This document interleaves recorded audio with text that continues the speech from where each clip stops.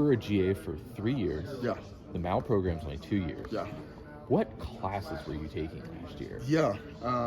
So I got my master's, and it's called the OWL. So it's Optimal Window Learning Performance.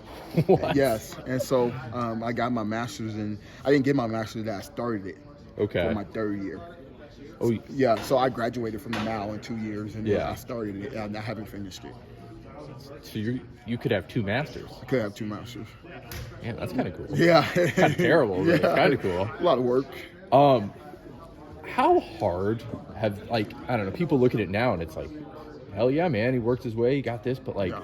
you were making no money. Yeah. You're going to school still, trying to work your way up. Like, Yeah. how hard have these last 3 years been for you? Yeah, for these last 3 years, we talk about all the time, man. It's been a working process. But when I set out for a goal or mission, and I put everything into it, I always tell people, like, I'm gonna accomplish it. And for me, no matter how hard it got, I've been through things way harder in my life than that. And so for me, it was like, okay, I'm getting the master. I'm bettering myself at my craft that I want to, get into. And I knew that, coaching was where I wanted to be. And so it didn't matter what I had to go through. I was gonna make sure I get it done. Was it hard to survive though? Like, did you have money saved up? Did you have parents helping or something? No, I had money saved up. Okay. So I knew, because I kind of knew that when I got done playing that I wanted to get into coaching. I knew that was the path that I had to go through to be a GA. And I knew, all the GAs when I played here, how hard they said it was to be a GA. So I knew that was kind of something that I wanted to get done.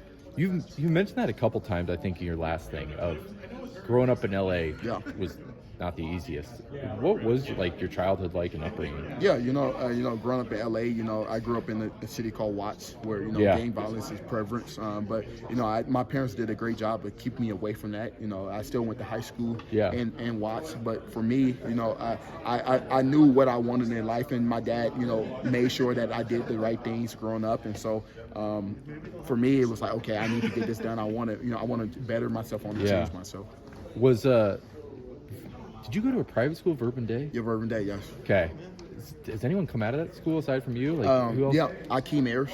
Okay. Yeah, so he played outside backer for UCLA. Okay. Ended up going and getting drafted. The team did good. I think the Rams. Yeah. Okay. Yeah. Dang. All right. Gotcha.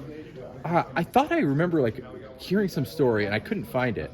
Is there some story of like you being like a bouncer or working at your dad's like used car lot or something? No, it wasn't. None of that is true. None of that's true. Does your dad even own a used car lot? No, he doesn't. No. Who the hell was I thinking of that? Okay, not you. Not me. How did it, like, obviously you're still, when you become a GA, like 23 years old, you probably like, I don't know, want to go to Humping Handers or something with the guys, but you probably, did you have to like separate yourself from coach and player? And is that tough when you still know the dudes? No, it was never tough for me.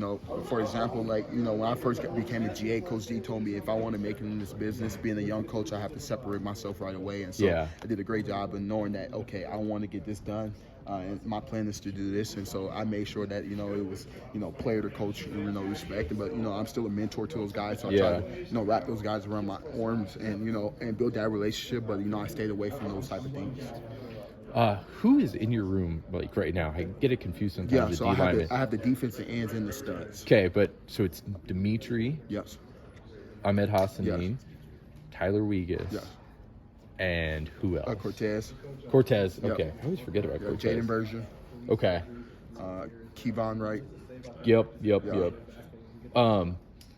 So is it going to be kind of Cortez and Ahmed kind of competing for that stud position? No, for the stud position it'll be Dimitri. Dimitri, okay. Dimitri. So for the other one. Yeah, and then it'll be Ahmed and Ahmed and Tyler Wiggins. Really? Yeah. Okay. What has Tyler done? I think he was at Utah for like 2 or 3 years, and I don't even know if he ever played a snap. Yeah. So what has he done to really catch your eye the last couple of months? Yeah, you go talk about Tyler Wiggins, a guy that's come in, that's studied the game, that has put in the work. For a guy that has put on 12 pounds since after spring ball, and so for him it'd be a guy that has put in the work, and I'm excited to see how he developed in fall camp and throughout fall camp, and how he continues to develop throughout the season.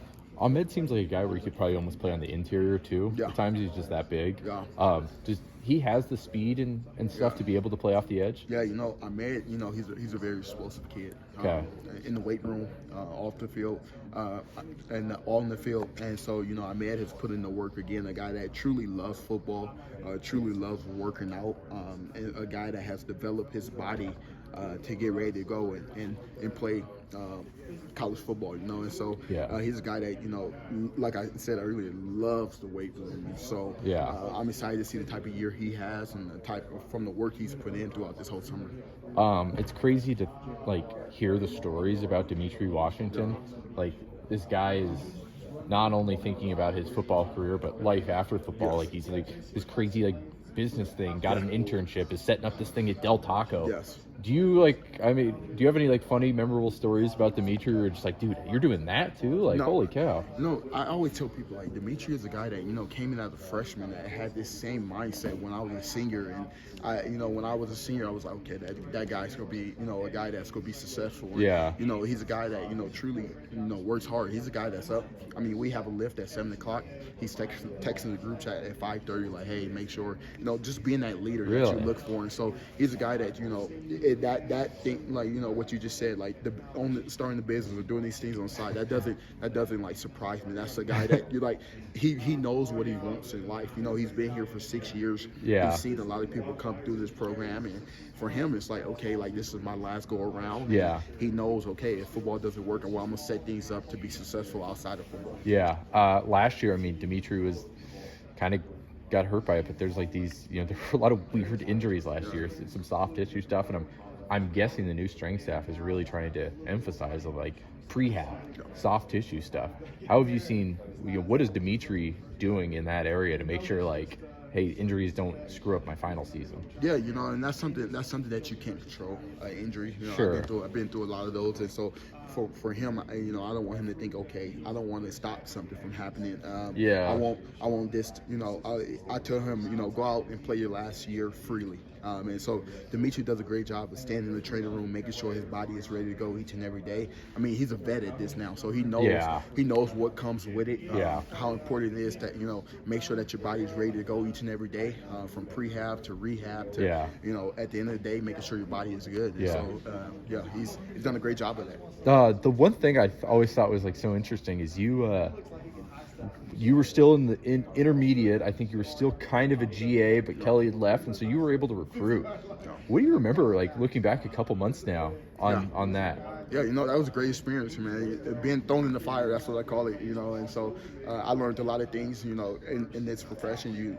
You're a GA for, 3 years, and some things you don't get to do, and then when you become a full-time, you get to do. And so for me, it was going on the road and recruiting and, being out there and, I got to go to this high school, I got to go here and here. So it was a learning experience for me, but I'm happy that it happened like that. Is it weird, because, you had probably only seen the recruiting thing. Did Coach Avalos and some people be all right, here's how we recruit, and do it pretty quickly, or? Yeah, well, what was it like? We talk about recruiting all the time, and things like that, and so I knew exactly what type of players we're looking for, what's our philosophy in recruiting, and so when I got on the road, I knew exactly what I had to get done. Did you land any of the guys that you ended up going to? So the only guy that we went to go see was Demmanuel Brown, but he was already committed, so that was easy. I wouldn't say it was easy, but I didn't have to really do much. But we went to go see his family. I got to meet them and things like that. Gotcha. Okay, so you didn't have to make a pitch or anything. You're just introducing yourself. Introduce myself. Yeah, awesome, man. Cool. Thank you.